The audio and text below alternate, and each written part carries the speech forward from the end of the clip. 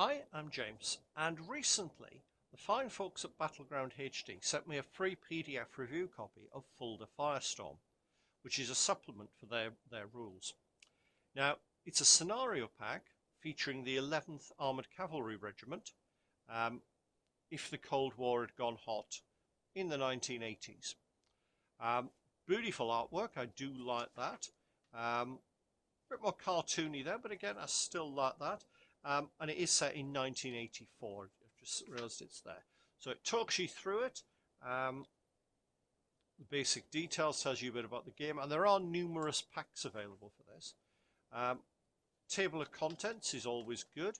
It does come as multiple booklets, so we will be looking through most of them, or all of them. Bit of an advert for Flank March Miniatures, Bob Mac 3D, and Full Metal Miniatures, all of which I would actually recommend. So it tells you where to get your troops from.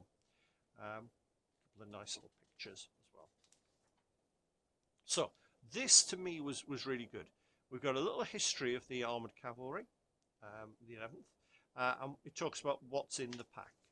So it talks about a number of factors with the 11th: morale, leadership, fieldcraft, speciality rating, and movement. Because it is worth saying that the 11th were the front line.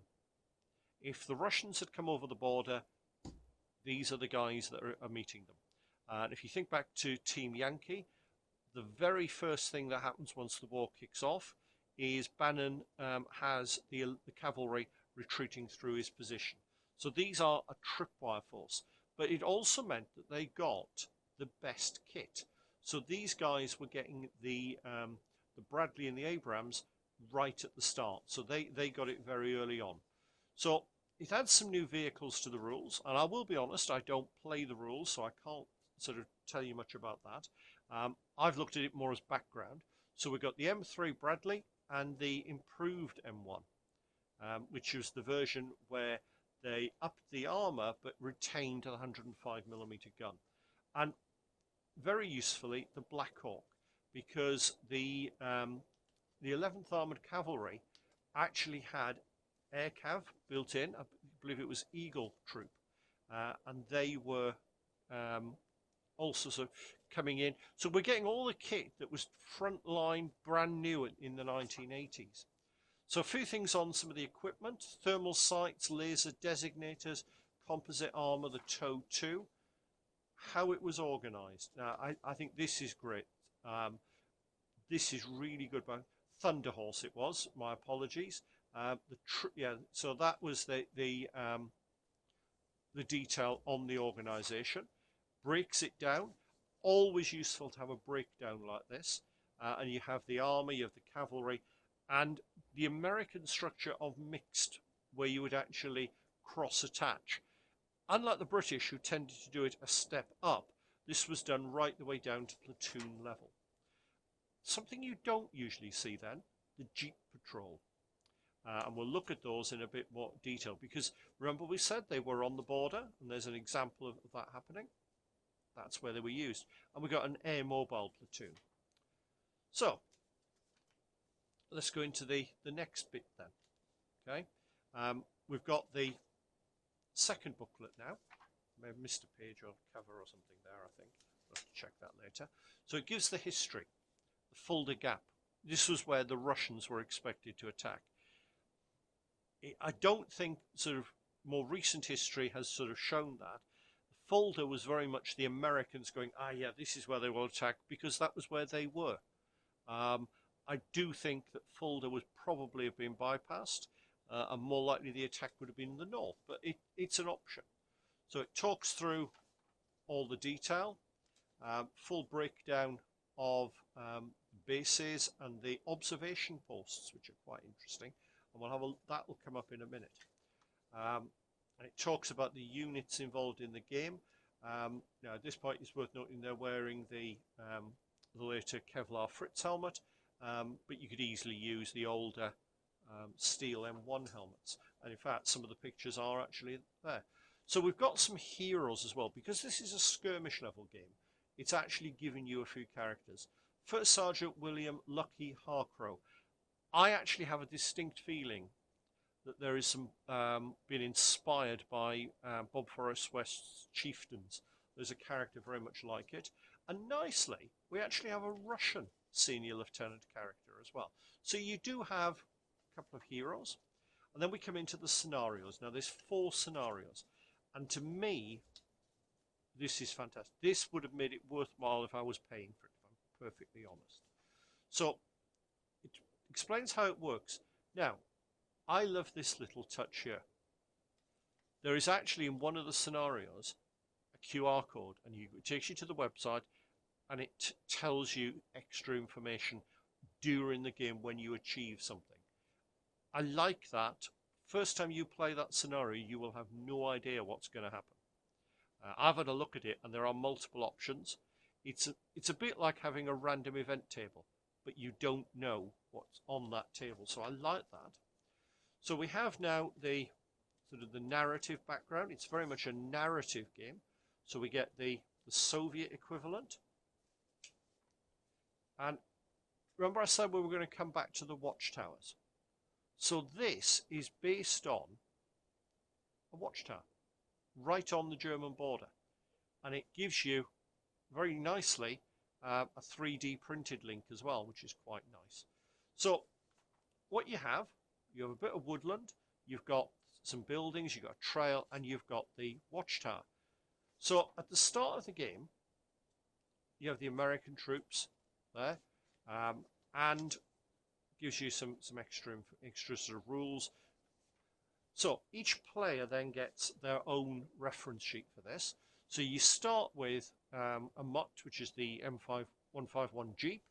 They've got a crew there, and there are reinforcements going to arrive. So initially, you have a squad crew leader, an assistant squad leader, and 1 crew member. Yeah, only the Americans would actually have 2 squad leaders for a 3-man team. But you then get, I'll say that's what your reinforcements. So you get 1 Jeep, but you also get a watch team to start off with. So that's what the Americans have. The Russians are sneaking up to try and get across the border stealthily initially. So with them, they start with 3 squads. And these aren't poor quality, they're hardened infantry. These are veterans of Afghanistan and the Soviet hero. And their reinforcement arriving on turn 3 is a BRDM-2. That's going to really give the Americans problems. There is the 50 cal. I believe it's a 50 cal on the American MUTs. Let me just confirm that. Yep, so they do have, it's actually got a 50 cal and an M60, so it's effectively a gun jeep. And I'm guessing troops will have laws, but that is still going to be a major worry for the American player. And there's actually an after-action report telling you what is likely to have happened, some strategy advice, some design notes. That's all quite nice. Talks then about how to create a town map, because we're moving into a town now, the Rasdorf Crossroads. So, what's going to happen in this one? Well, again, we've got the background, we've got the American hero with this. So the Americans are a bit more powerful now. We've got the improved M1, and we've got 2 Bradleys with scout crews. Ooh, that's quite a powerful force on a tabletop. Soviet orders. Okay, now this is fairly predictably what you expect the Soviets to be doing. They've got to be pushing on. And they have a full mortar rifle platoon. So 3 rifle squads in a BMP-2 and a commander, plus a T-80B platoon. That's quite powerful. So they have to basically push on and clear the main road. These are the advanced troops. They get a minor victory if they get 2 BMPs and 2 T-80Bs off. Okay, and again, after action reports, design notes, and so on. Then you get some nice little inserts like this, all about the Sabo round. Yeah, I quite like it when you got things like that, and it ties into the next scenario, Sabo Alley. So this actually starts with Rex on the table. So in this scenario, we have a very interesting one where it's actually basically armor v armor. Not necessarily what you'd expect, and it's almost an American counterattack here. So you have an improved M1 platoon of 4 tanks, okay, and it's worth noting this is unlimited, but there's no reinforcements. The Soviets, the Soviet, I seem to have missed it. So I did drop this, and some of the pages came out of order. So there is a Soviet force against them. It's going to be very interesting. It's basically a bunch of T-80s up against them. Here we go. It was out of order. So what we have is a full T-80B platoon of 4 T-80Bs. So it's 4 tanks v 4 tanks, no infantry. Okay. I like that. How it works, helicopters and Stetson run. Now, the American aircraft did love the Stetson. They do love the cavalry lineage. So what we actually have here, very nice little terrain setup, very much a typical German motorway. And it's an American counterattack. So you have 2 air mobile squads in a Black Hawk and an AH-1S Cobra. Okay, that makes an unusual force for a war game. And Soviets, well, this is where the game gets interesting. 6 supply trucks with crews, a radio truck with a crew, 2 rifle squads in BTRs, and a ZSU-23 4M. So basically you're hitting a Russian convoy. 4 very, very different scenarios, and I do think that that is a great set of scenarios. And I will be modifying them for other rules. I'll probably scale up some of these for 7 days to the River Rhine. I might try some of them with 1 hour skirmish war games.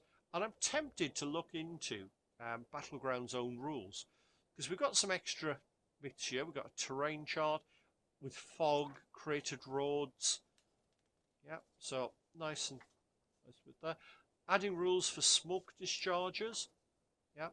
And then we get into the pack of the unit cards. So with these, you actually have very nicely done cards. So that watch team consists of 3 troops, shows you what they're carrying. We've got a couple of grenades, magazines, leader's got binoculars. I don't know what these statistics are, because I don't play the rules. But we do have, you know, the statistics on a nice little sheet. And you get the same things then for the cavalry platoon, the Russians, the supply trucks. I'm kind of guessing these are all extra to what you have in the base game, and that, you know, there are lots and lots of these. I've printed them out simply to show you, because I don't use the rules yet. They're probably not that relevant to me, but you can see they are quite nicely put together. You know, and there are a lot of them. So I suppose if you're playing this, you get a lot of different units. Each squad's got its own card. And what I did notice is there are some vehicles that I didn't see in the scenarios, like the M106A2 mortar carrier. Yep, and you get the detailed rules for the hits. The M125 mortar. Yeah. Got back to the Mutt crew there. And there we go, we've got Mutts with, and this one wasn't in the game, the Mutt with the tow launcher. That didn't feature in any of the scenarios. 50 cal version, M60 version. Yeah, the standard one. M163 VADS, which was the Vulcan Air Defense System. So you've got pages for that. 981 Fist V. So despite the fact it's, or the AH-1S Cobra, yeah, UH-60. So there are a lot of different, don't need that, that's our booking form when I took this with me to read. There are a lot of extras in this. As scenarios go, I think they are great fun. I think they are